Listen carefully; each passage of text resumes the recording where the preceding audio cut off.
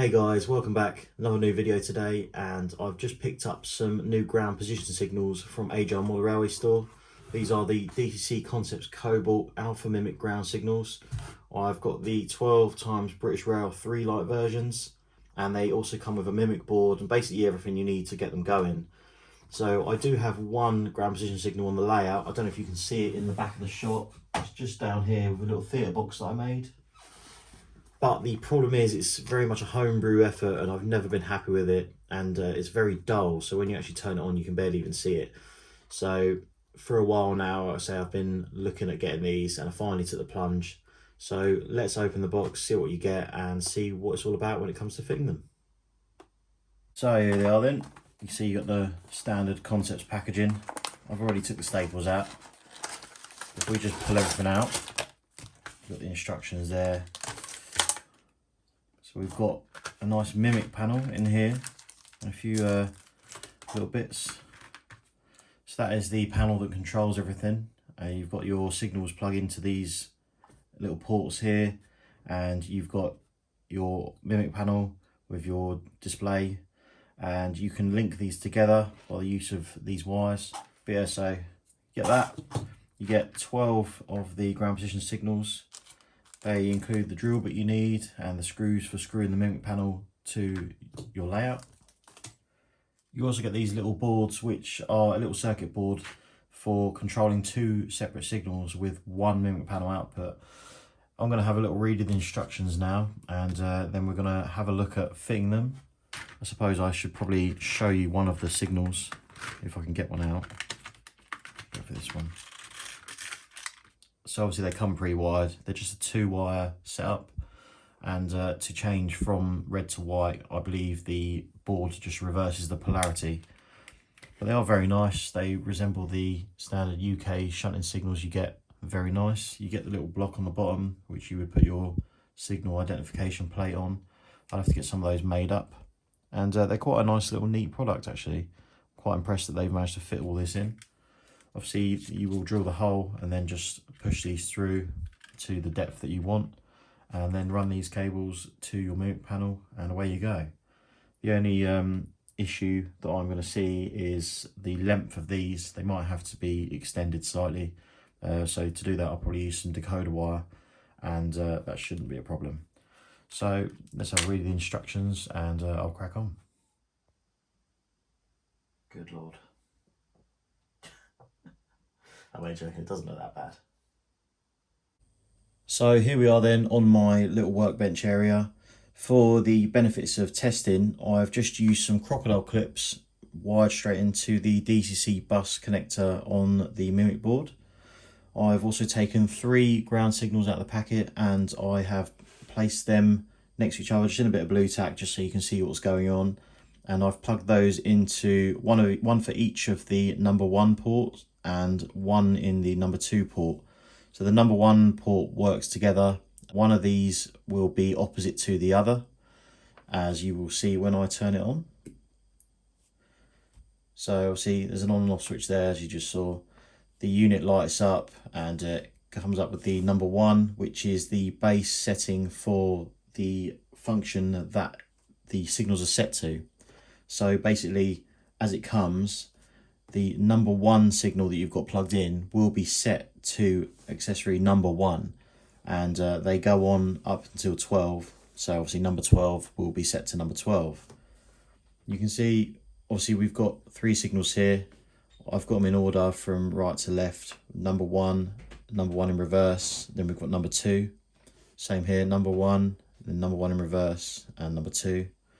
So as standard, as I said, it's set to number 1. So if I go on my controller and if I get rid of that, if I then go select accessory number 1, if I switch that, you'll see the Mimic board will come up with number 1 selected, and it will change the signals associated with that function. So you can see they're on or off. And because they are in the reverse position to each other, they do the opposite thing. So this is going to be perfect for my 2 sidings that I've got. So I'll probably wire them up in this sort of way, because depending on what function number I choose, I can match that up with the point that's there. So I'll probably do that so that the point indicates which signal will be working. If I then get rid of that and go to number 2, as I said, that should be the next one on. And you see it there, that will then change signal that is on number 2. Now to put this to whatever accessory function you want, it's very simple. The only thing I've noticed in the instructions, it's slightly incorrect because you'll see we've got 2 buttons here. One is accessory select 1, the other is accessory select 0. The instructions where it says for changing the address, for cycling through which one you want to change and then going up through the individual numbers, they're back to front. Other than that, it works as it says on the instructions. So basically, to put it to whatever address you want, turn the unit off, hold one of the accessory buttons as you turn it on, like so, and you'll see the number there is flashing. Now on this, you will use the right hand button to cycle through which number you want to change, and then you will use the left hand number to go up from 0 up to 9, like so. So we can set it to any number we want, 4 digits. So let's say we want to go to 350, I don't know.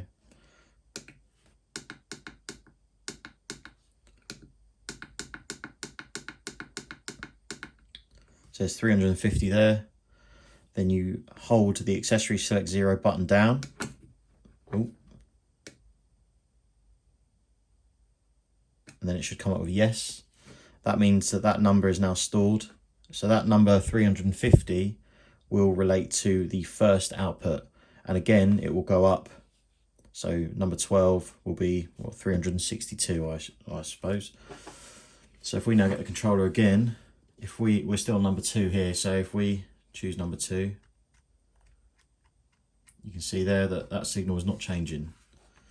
So if we then get rid of that, go to 350 for the first of the 2 signals, then we can on off that, and there you go. Obviously 350 pops up on the Mimic board. So if we go 351, same again, 351 pops up on the Mimic board, and the associated signal will change its aspect. So it really is as simple as that. I'm actually quite impressed how easy it is. The only thing you've obviously got to take into consideration is the DCC address for each function, because obviously it's numbered from 1 to 12 depending on where your start address is. So you've got to bear that in mind when you're setting up your points and things like that. So yeah, you can see how easy it is there. So let's start trying to work out where we want to fit these on the layout. So for the first signal, I'm going to fit it down here just before the scissor crossing. So the purpose of that will be if you run into the station and then you want to get back over to the head shunt or into the sidings, you will shunt out of the station, you will come across the scissor crossing, and you will go behind the signal, which will be just here, and then that will come off and that will allow you to proceed up into the head shunt. So I'm just going to drill the hole with the supplied drill bit. I just want it in the middle around here. I have checked that there's nothing underneath the baseboard that's going to cause me an issue.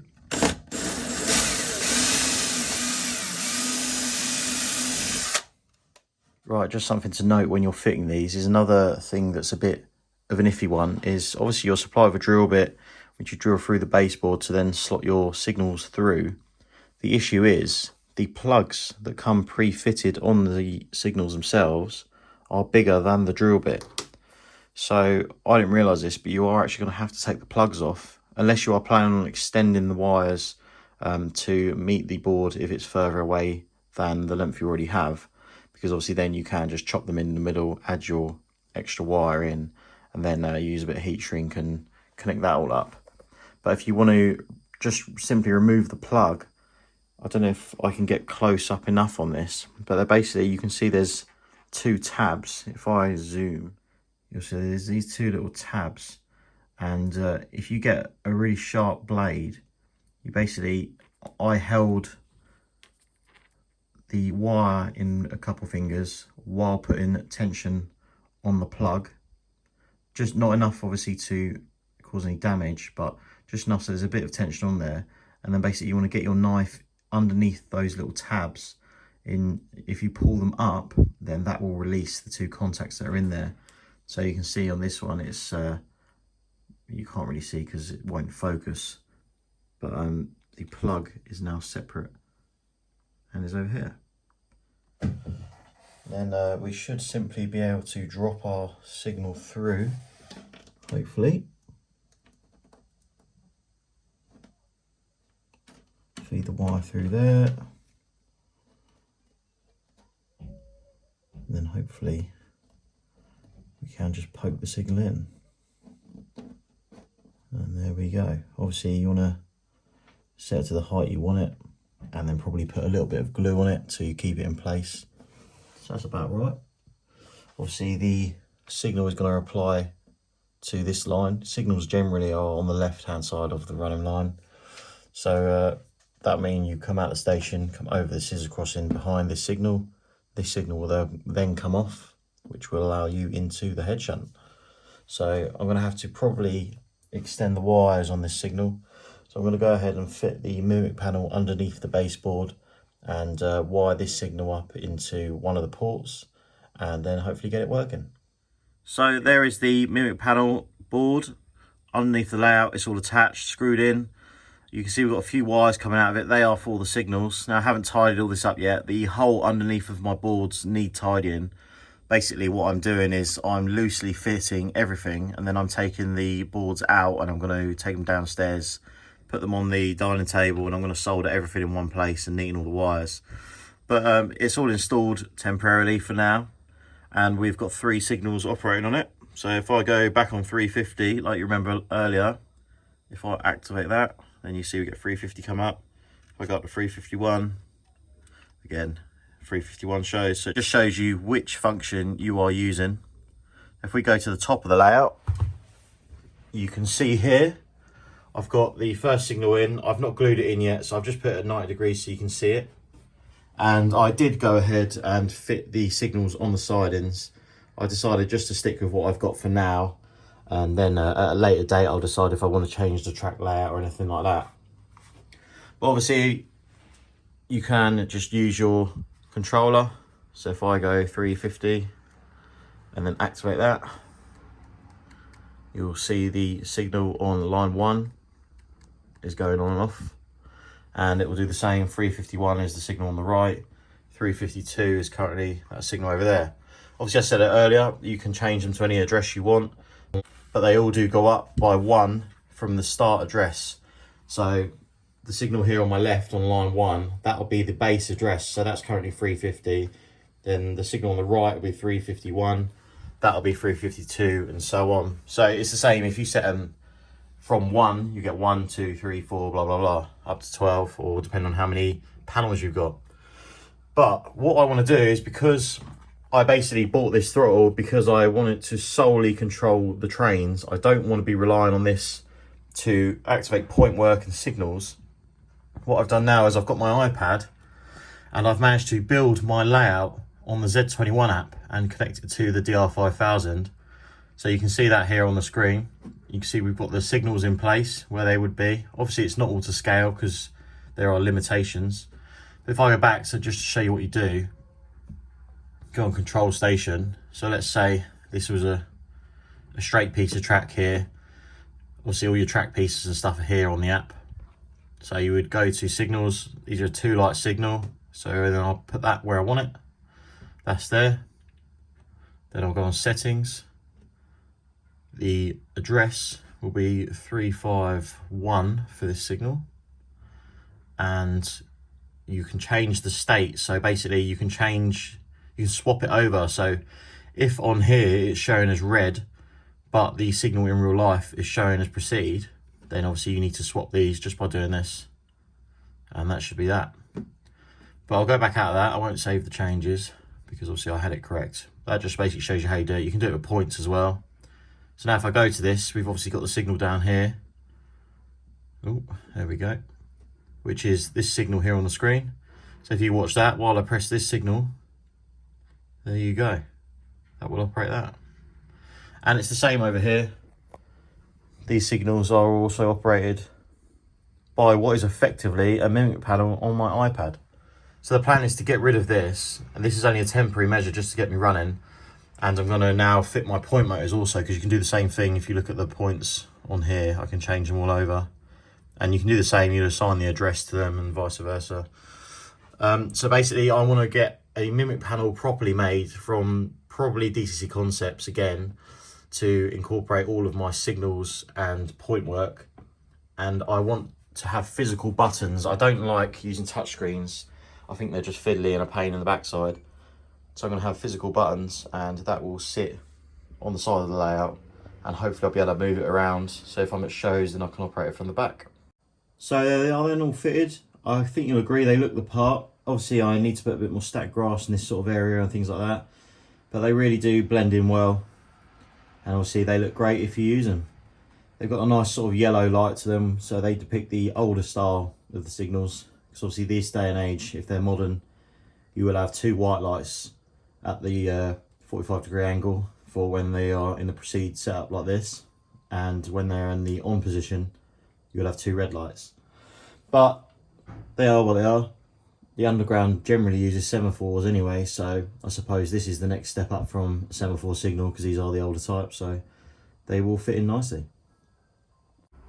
So there we go, there's the DCC Concepts Alpha Mimic ground signals installed on Harefield, working perfectly. Really pleased with those. They are very simple to set up and install, and I couldn't be happier. Price wise, it's £100 for the packet, I believe. I got these from AGR Model Railway Store, as I said at the start. I'll put a link in the description, and thank you to Anthony from AGR for supplying them. I'll also put a link to DCC Concepts website, and again thank you to Richard Brighton, who's given me a little bit of help when I've had a couple questions, and he's always on the other end of the phone if you have any queries. But yeah, as for the price, £100, really can't complain. You're getting 12 signals and the control board, so I've got 9 left over to use. I do have one more I want to put in, and then I might decide if I want to do 1 or 2 more, depending on where I can place them. But they really do look the part, and super pleased. So I definitely recommend that you go out and get yourself some if this is what you're looking for. So you would have seen that I was using the Z21 app to control these. Doesn't mean that you can't use your normal controller, as long as it's got an accessory output on it where you can control the address of an accessory, then no problem at all. As I said, I just want to use that solely for controlling the trains themselves, otherwise I'll end up buried in the buffer stops. But yeah, so the Z21 app works fine. You can build your layout on there, and you can set each individual signal or set of points to correspond with an address, so that will operate what is fitted on your layout. In future, I do plan to get a proper Mimic panel with physical buttons, because that's just what I prefer. But there's nothing to stop you just using this long term. I know many people use it with great success, so yeah, happy with that. So if you found this video helpful and you're thinking of getting some yourself, then please let me know in the comments what you thought. Please like the video, and you should find a subscribe button below. Go and check that out. Go and check out DCC Concepts. Go and check out AGR Model Railway Store, and I will see you soon.